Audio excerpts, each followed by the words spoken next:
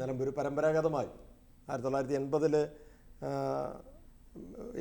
ഇടതുപക്ഷം നിലമ്പൂർ പിടിക്കുന്നു എന്ന് പറയുമ്പോഴും 80-ൽ സ്ഥാനാർത്ഥി ഞങ്ങളുടെ നേതാവാണ്. ചില രാഷ്ട്രീയ സമവാക്യങ്ങളിൽ വന്ന മാറിമറിച്ചിലുകളാണ്. അപ്പോൾ ഇപ്പോൾ നമ്മൾ നോക്കിക്കഴിഞ്ഞാൽ പാർലമെൻറ്റ് തിരഞ്ഞെടുപ്പിൽ അടക്കം തദ്ദേശ സ്വയംഭരണ സ്ഥാപനങ്ങളിലെ മേൽക്കൈ അടക്കം രാഷ്ട്രീയമായി UDFന് വളരെയധികം ആത്മവിശ്വാസം പകരുന്നതാണ് പൊതുരാഷ്ട്രീയ സാഹചര്യം. അതിനകത്തൊരു രണ്ട് വിഷയത്തിൽ ഓരോ വാക്ക് മറുപടി പറഞ്ഞുകൊണ്ട് നമ്മൾ ഇവിടെ പേരുക്കട ജംഗ്ഷനിൽ രാഷ്ട്രീയ വിശദീകരണ യോഗം നടത്തുമ്പോൾ 18 മാസം ഉമ്മൻചാണ്ടി സാറിൻ്റെ കാലത്ത് പെൻഷൻ കുടിശ്ശികയുണ്ടെന്ന് പറയാം. പക്ഷേ നിയമസഭയിൽ കണക്കുകളെ ഉദ്ധരിച്ചുകൊണ്ട് പിണറായി വിജയൻ എന്ന് പറയുന്ന മുഖ്യമന്ത്രി പറഞ്ഞ മറുപടി അനുസരിച്ചിട്ട് ഇലക്ഷൻ കമ്മീഷൻ നിഷേധിച്ച പ്രകാരം 3 മാസത്തെ പണം മാത്രമാണ് ഉമ്മൻചാണ്ടിയുടെ കാലത്ത് പെൻഷനിൽ കുടിശ്ശികയായിട്ട് കൊടുക്കാനുള്ളത്. അന്ന് ഒരു വ്യക്തിക്ക് തന്നെ 2 പെൻഷൻ കിട്ടിക്കൊണ്ടിരുന്ന കാലമാണ്. ഉമ്മൻചാണ്ടി ഇത് നിർത്തലാക്കി. ഒന്ന് ആ വിഷയമാണ്. അതല്ലെങ്കിൽ പിണറായി വിജയൻ നിയമസഭയിൽ പറഞ്ഞത് പച്ചക്കള്ളമാണ്. ഉമ്മൻചാണ്ടി സർക്കാരിൻ്റെ കാലവുമായിട്ട് ബന്ധപ്പെട്ട് നിയമസഭയിൽ പറഞ്ഞത് കള്ളമാണ്. ആദരണീയനായ ജില്ലാ പഞ്ചായത്ത് പ്രസിഡന്റ് പറയുന്നത് സത്യമാണ്. 2, പെട്രോളിൻ്റെ വിലക്കയറ്റവും നികുതിയെ സംബന്ധിച്ച് അദ്ദേഹത്തിൻ്റെ ഹൃദയവേദന ഞാൻ അതേ അനുകമ്പയോടുകൂടി സ്വീകരിക്കുന്നു. പക്ഷേ ഒരു കാര്യം, കേന്ദ്ര സർക്കാർ 18 രൂപ 1 ലിറ്റർ പെട്രോളിന് നികുതി ചുമത്തുമ്പോൾ സംസ്ഥാന സർക്കാരിൻ്റെ നികുതി 2 രൂപ പെൻഷൻ സെസ്സും 1 രൂപ കിഫ്ബി സെസ്സും അടക്കം 28 രൂപയാണ്. 46 രൂപയാണ് മൊത്തം നികുതി. UPA സർക്കാർ ഭരിച്ചുകൊണ്ടിരുന്ന 9 രൂപ 65 പൈസയാണ് കേന്ദ്രവും കേരളവും ചേർന്നുള്ള നികുതി.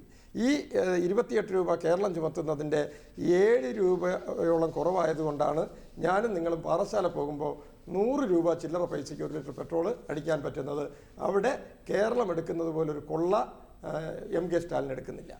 അപ്പോൾ നമ്മൾ അഡ്രസ്സ് ചെയ്യപ്പെടേണ്ട വിഷയങ്ങളെല്ലാം അഡ്രസ്സ് ചെയ്ത് തന്നെ പോകാം. നിലമ്പൂരിൻ്റെ പ്രത്യേക രാഷ്ട്രീയ സാഹചര്യത്തിൽ എനിക്ക് രസകരമായി തോന്നി. കാരണം നിലമ്പൂരിലെ കാട് കൊള്ളയടിച്ച ഒരു കാട്ടുകള്ളനെ കേരള രാഷ്ട്രീയത്തിൽ, ഇന്ത്യൻ രാഷ്ട്രീയത്തിൽ നന്മയുടെയൊക്കെ ഇങ്ങനെ മാനവികതയുടെയൊക്കെ ആൾരൂപങ്ങളായിട്ടുള്ള ആളുകളെ വെട്ടിക്കൊല്ലുകയാണെങ്കിൽ 51 വെട്ടിന് മാത്രം കൊല്ലുന്ന നല്ല മനുഷ്യർ, അവർ അൻവറിനെ 2 ടേം MLA ആക്കുന്നു. ഈ 2 ടേമും PV അൻവർ കേരളത്തിലെ ഇടതുപക്ഷത്തിന് കടന്നൽ രാജയാണ്. സകലമാന എന്താ പറയേണ്ടത്, ഐക്യജനാധിപത്യ മുന്നണി തിന്മകൾക്കുമെതിരെയുള്ള അവരുടെ ഏറ്റവും വലിയ പോരാളിയാണ്. കേരളത്തിലെ മാധ്യമപ്രവർത്തകരെ അവർ വിളിക്കുന്ന ഓമന പേരിട്ട് ഞാൻ വിളിക്കുന്നില്ല. മാധ്യമപ്രവർത്തകരുടെ നെറികേടുകൾക്കെതിരെയുള്ള അവരുടെ പാശുപതാസ്ത്രമോ വരുണാസ്ത്രമോ ആയിരുന്നു രാജിവെക്കുന്നതുവരെ, കേരളത്തിൻ്റെ മുഖ്യമന്ത്രിയുമായിട്ട് തെറ്റിപ്പിരിയുന്നതുവരെ PV അൻവർ. അത്രയും കാലം ആരും പറഞ്ഞില്ല ഇടതുപക്ഷത്തിനോടൊപ്പം നിന്ന് ഇടതുപക്ഷത്തിന് വേണ്ടി വർത്തമാനം പറയുന്ന, ഇടതുപക്ഷത്തിലെ നന്മയെ മാത്രം തിരിച്ചറിയുന്ന ഒരു മൈക്രോസ്കോപ്പ് നിരീക്ഷകരും തിരിച്ചറിഞ്ഞില്ല PV അൻവർ എന്ന് പറയുന്നത് ഏറ്റവും വലിയ ജനാധിപത്യ വിരുദ്ധനും ഏറ്റവും വലിയ കൊള്ളക്കാരനുമാണെന്ന്. അപ്പോൾ അത് PV അൻവറിൽ ആരോപിക്കപ്പെടുന്ന കാര്യങ്ങൾ എന്തായാലും ഭാഗ്യത്തിന് 8 വർഷക്കാലം അദ്ദേഹം മാനവികതയുള്ള നന്മ മരമായിരുന്നു. രാജിവെച്ചതോടുകൂടി പൂർവ്വകാല പ്രാബല്യത്തോടുകൂടി PV അൻവർ ഒരു കേരള രാഷ്ട്രീയത്തിന് അനുയോജ്യനല്ലാത്ത, കാരണം കേരള രാഷ്ട്രീയം മൊത്തത്തിൽ നന്മയാണ്, ആ നന്മയ്ക്ക് ഒരിക്കലും അനുയോജ്യനല്ലാത്തൊരു വ്യക്തിയായി മാറിയിട്ടുണ്ട്. എന്തായാലും PV അൻവറും UDFൻ്റെ വിജയത്തെയോ പരാജയത്തെയോ നിർണ്ണയിക്കുമെന്നോ PV അൻവർ അടക്കമുള്ള ജനാധിപത്യ ചേരിയിൽ പ്രവർത്തിക്കാൻ താല്പര്യപ്പെടുന്ന, കാരണം ജനാധിപത്യ ചേരി എന്ന് പറയുമ്പോൾ ഞങ്ങൾക്ക് ഒരു രാഷ്ട്രീയമുണ്ട്. 14 ദിവസമാണ് ശ്രീ KB ഗണേഷ് കുമാറിൻ്റെ രതിലീലാവിലാസങ്ങളെക്കുറിച്ച്, ഞാൻ അതേ വാക്ക് തന്നെയാണ് ദേശാഭിമാനി ഉപയോഗിച്ച വാക്ക്, 14 ദിവസത്തെ ലേഖനം എഴുതി. 14 ദിവസം തുടർച്ചയായിട്ട് ഒരു രാഷ്ട്രീയ നേതാവിനെ ഇത്രയും മ്ലേച്ഛമായി ചിത്രീകരിക്കുന്ന ലേഖനം അതേ ആളിനെ മുന്നണിയിലെടുക്കുന്നു. ഒരു വിവാദ വ്യക്തിയെ കൊണ്ട്, സംരംഭകയാണെന്നും തീ തുമ്പിയാണെന്നും ഒക്കെ പറഞ്ഞ ഒരു വിവാദ വ്യക്തിയെ കൊണ്ട്, ഞാൻ പേര് പറയുന്നില്ല, വ്യക്തിയെ കൊണ്ട് KM മാണിയുടെ മകനെതിരെ മൊഴി കൊടുപ്പിക്കുന്നു. സമൂഹ മധ്യത്തിൽ ആ രാഷ്ട്രീയ നേതാവിനെ എത്രത്തോളം അപമാനിക്കാമോ അത്രത്തോളം അപമാനിക്കുന്നു. എന്നിട്ട് ഇടതുപക്ഷ ജനാധിപത്യ മുന്നണിയിലേക്ക് എടുക്കുന്നു. സംഭവം ക്ലീനാകുന്നു. അദ്ദേഹം ഏറ്റവും നന്മ നിറഞ്ഞവനാകുന്നു.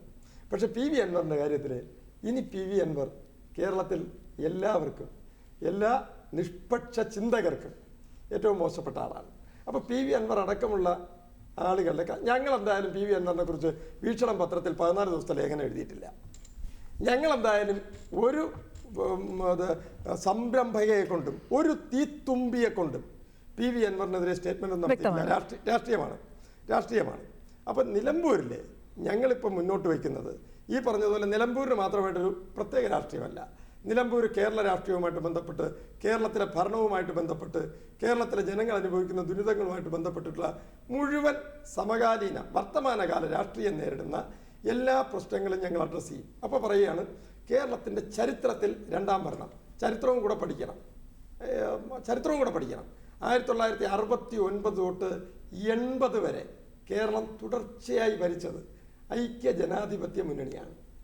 69 മുതൽ 80 വരെ 2 തെരഞ്ഞെടുപ്പുകളെ ഞങ്ങൾ നേരിട്ടു. അടിയന്തരാവസ്ഥയ്ക്ക് ശേഷമുള്ള തെരഞ്ഞെടുപ്പിനെ നേരിട്ടു. ഈ 2 തെരഞ്ഞെടുപ്പിലും വിജയിച്ച് 80 വരെ കേരളം തുടർച്ചയായി ഭരിച്ച ചരിത്രമാണ്. അത് പിണറായി വിജയന്റെ മാത്രം ചരിത്രമല്ല, ഐക്യ ജനാധിപത്യ മുന്നണിയുടെ ചരിത്രമാണ്.